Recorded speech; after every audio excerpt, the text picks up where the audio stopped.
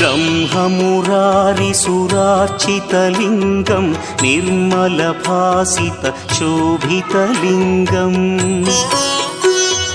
जन्मजदुःखविनाशकलिङ्गं तत्प्रणमामि सदा शिवलिङ्गम् देवमुनिप्रवरार्चितलिङ्गं कामदहन करुणाकरलिङ्गम्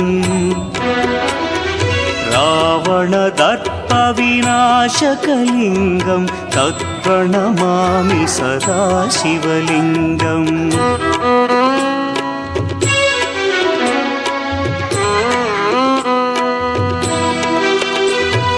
सर्वसुगन्धसुलेपितलिङ्गं बुद्धिविवर्धनकारणलिङ्गं सिद्धसुरासुरवन्द्यं